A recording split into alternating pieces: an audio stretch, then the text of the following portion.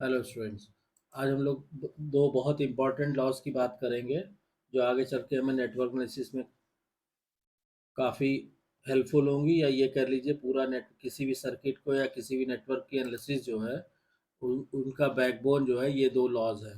यानी किसी भी नेटवर्क को एनालाइज करना है तो आपको इन्हीं दो लॉज पे डिपेंड करना पड़ेगा। अगर इस ये आपको नहीं क्लियर होंगे तो किसी भी नेटवर्क की या सर्किट की एनालिसिस करना वो संभव नहीं होगा। तो first we start with Kirchhoff law. तो देखिए इसमें क्या होता है।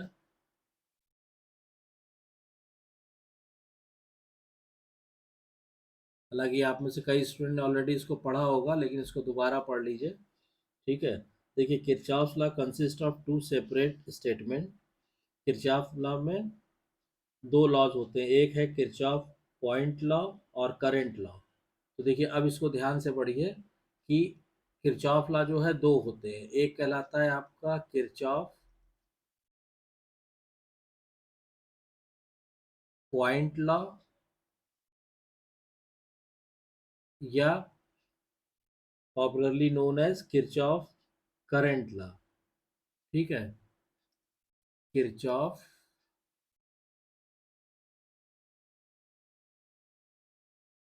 करंट लॉ, इसको शॉर्ट में हम लोग बोलते हैं केसीएल। ठीक है। और दूसरा होता है Kirchhoff mesh law. Second one is Kirchhoff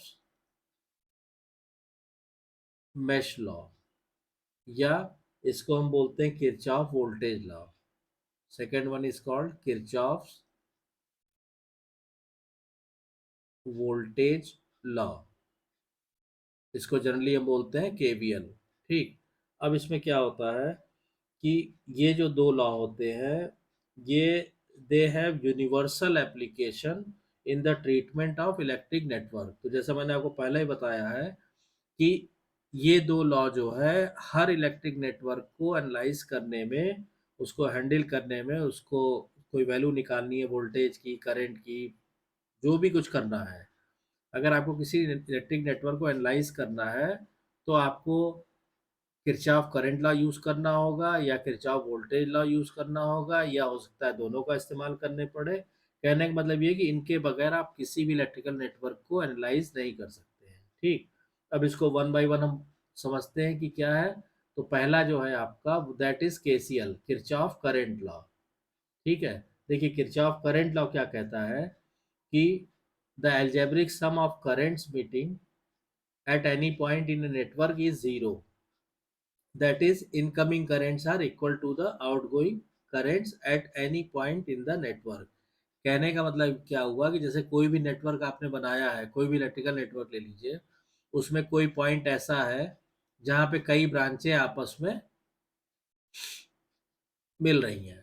ठीक।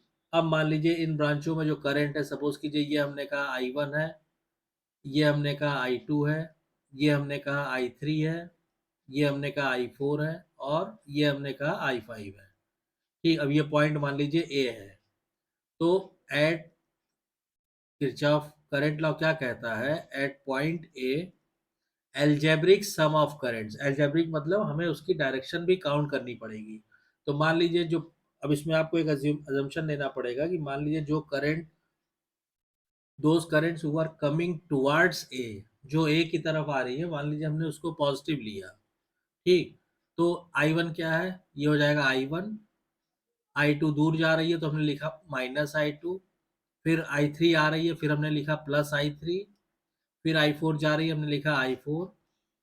और फिर हमने लिखा I5। जो इनकमिंग करंट है उसको हमने पॉजिटिव लिया है और जो आउट गोइंग है उसको निगेटिव लिया है। ये आपके ऊपर अजम्पशन है, आप इसका उल्टा भी ले सकते हैं। लेकिन जो भी लीजिए एक बार में सेट कर लीजिए कि इनकमिंग को पॉजिटिव लेना है तो सारी इनकमिंग को पॉजिटिव, और अगर आउटगोइंग को पॉजिटिव लेना है तो सारी आउटगोइंग को पॉजिटिव। उसी हिसाब से जब इनका एल्जेब्रिक सम करेंगे डायरेक्शन को ध्यान में रखते हुए, तो किरचॉफ करंट लॉ ये कहता है कि किसी पॉइंट पे algebraic sum of currents is equal to zero. अब इसी चीज को जब आप ये माइनस वाली करंट्स को उधर ले जाएंगे तो क्या आ जाएगा, I1 plus I3 is equal to क्या आ गया, I2 plus I4 plus I5। यानी एक तरह से आप I1 I3 देख रहे हैं, आप क्या है, ये है incoming currents. Incoming currents is equal to क्या आ गया, आउटगोइंग करेंट्स। ठीक। तो किरचॉफ करंट लॉ यही कहता है कि किसी भी नेटवर्क के किसी पॉइंट पे जो इनकमिंग करेंट्स है that's is equal to outgoing current. ठीक है। या इसी को दूसरे ढंग से आप कर सकते हैं कि algebraic sum of currents is equal to zero. ठीक। तो ये तो हो गया आपका किरचॉफ करंट लॉ। ठीक है। अब इसके बाद नेक्स्ट आप लीजिए किरचॉफ वोल्टेज लॉ, केवीएल। ठीक है। केवीएल क्या कहता है कि the algebraic sum of the product of current and resistor in each conductor in a closed network is equal to algebraic sum of EMFs in that closed path, मतलब in a closed circuit। तो पहली चीज तो ये ध्यान रखिएगा कि जो केवीएल है, किरचॉफ वोल्टेज लॉ है, वो हमेशा क्लोज्ड सर्किट या क्लोज्ड पाथ पे ही अप्लाई होगा। पहली चीज तो ये ध्यान रखिएगा। और दूसरी चीज ये स्टेटमेंट इसका क्या कहता है केवीएल का, कि the algebraic sum of product of current and resistance in each conductor in a close network is equal to the algebraic sum of EMFs in that close path. मतलब मान लीजिए हम कोई क्लोज नेटवर्क बनाते हैं, suppose कीजिए ये हो गया हमारा एक रेजिस्टेंस हो गया, ये दूसरा हो गया, ये हमने कहा कि तीसरा हो गया, ये हमने एक बैटरी लगा दी इसमें करंट पास होने के लिए वी, इस तरह ये हो गया वी, ये पॉजिटिव, निगेटिव, ये हो गया आपका R1, R2, R3। ठीक। तो ये क्लोज्ड पाथ बन गया। ठीक। अब इसमें क्या होगा कि अगर हम ये कहें अप्लाई केवीएल, तो केवीएल ये कहता है कि करंट और रेजिस्टेंस का जो मल्टीप्लिकेशन है, यानी I इंटू आर, और सिग्मा लगा दिया मतलब हर एक कंडक्टर के लिए, and that is equal to sum of EMF. ठीक। अब इसमें क्या होगा कि देखिए इसमें जो करंट फ्लो कर रही है, ये जैसे मान लीजिए हमने कहा आई है, तो करंट तो सारे उसमें पूरे में आई, यहाँ भी आई, यहाँ भी आई जा रही है। ठीक।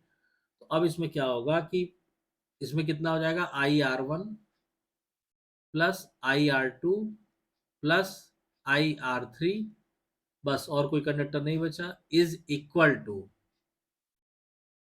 सम ऑफ ईएमएफ। तो ईएमएफ क्या है इसमें, केवल ये वोल्टेज है V, तो इसको हमने लिख दिया V। ठीक। तो जो स्टेटमेंट था इसका कि the algebraic sum of the product of current and resistance.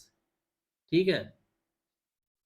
Algebraic सम इसलिए यहां पे भी ये वर्ड यूज किया है अलजेब्रिक सम, क्योंकि जब भी आप करंट को लेंगे ना या वोल्टेज को लेंगे तो उसकी डायरेक्शन को उसका डायरेक्शन जरूर कंसीडर करेंगे। ठीक है। आगे जब हम लोग न्यूमेरिकल करेंगे तो उसमें आप देखिएगा, अगर एक करंट, एक डायरेक्शन को आप पॉजिटिव ले रहे हैं तो उसके अपोजिट वाली डायरेक्शन को आप निगेटिव लेंगे। ठीक। तो इसीलिए ये वर्ड यूज करते हैं हमेशा अलजेब्रिक सम। तो किरचॉफ वोल्टेज लॉ ये कहता है कि the algebraic sum of the product of current and resistance in each conductor in a closed network is equal to the algebraic sum of EMFs in that closed path। तो इसमें दो चीज जरूरी है कि एक तो अलजेब्रिक सम आप ध्यान रखिएगा, दूसरा क्लोज्ड पाथ का होना जरूरी है। अगर क्लोज पाथ नहीं है या मेश नहीं है तो वहां पे आप केवीएल नहीं लगा सकते हैं। ठीक है। तो ये दो बहुत ही, देखिए these two are most important laws, most important laws, इनको अप्लाई करना जरूर सीखिएगा, अभी इसको कराएंगे, क्योंकि बगैर इनके आप कोई भी इलेक्ट्रिक सर्किटरी, इलेक्ट्रॉनिक सर्किटरी आप उसको एनालाइज या उसको हैंडल आप नहीं कर पाएंगे।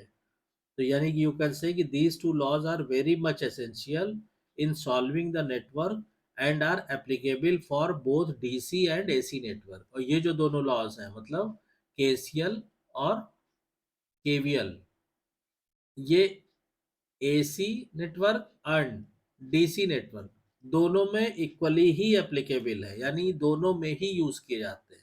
सो these two are very important laws, इसको ध्यान में रखिएगा। फिर आगे जब हम लोग न्यूमेरिकल्स में पढ़ेंगे तो इसको अप्लाई करना भी आपको बताएंगे वन बाय वन करके, ठीक है। तो आई होप कि आपको ये कॉन्सेप्ट एकदम क्लियर हो गया होगा। अगर वीडियो कंटेंट पसंद आ रहा है तो प्लीज़ वीडियो को शेयर कीजिए, लाइक कीजिए, चैनल को सब्सक्राइब कीजिए और नोटिफिकेशन बेल को ज़रूर ऑन कर दीजिए ताकि नेक्स्ट वीडियो की इन्फॉर्मेशन आपको टाइम से मिल सके। Thank you.